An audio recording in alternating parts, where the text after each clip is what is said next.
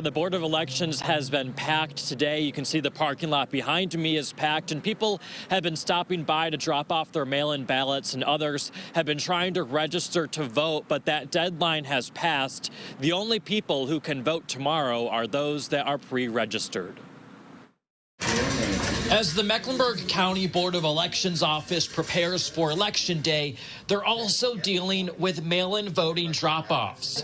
Many deciding against heading to their designated Election Day polling locations and instead voting from the safety of their own home during the pandemic. I've never had trouble in the past at the polling place I go to. But this year is an election like no other. Just like during early voting, social distancing will be enforced Tuesday.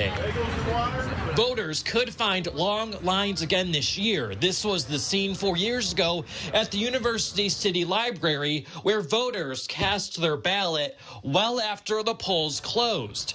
Election officials say polls are open Tuesday, 6:30 a.m. to 7:30 p.m.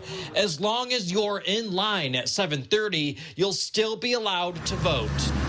More than 3.6 million people voted early in North Carolina this year. But remember, if you're voting on Election Day, you have to vote at your designated polling location, and you cannot register to vote day of.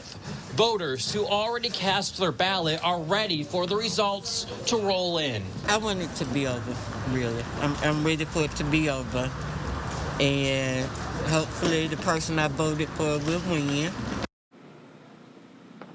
Now, another reminder from election leaders tonight is typically the busiest times for polling or for voting tomorrow will be first thing in the morning as well as in the evening when people are getting out of the work. They suggest, if you can, to avoid some of those lines, go in the middle of the day. Now, coming up tonight, all new at 6 o'clock. Tomorrow also brings a deadline for mail-in voting, and we'll explain what the changes are if you are planning to turn in your ballot tomorrow. For now, reporting live outside the Mecklenburg County Board of Elections, Brett Baldeck, Fox 46.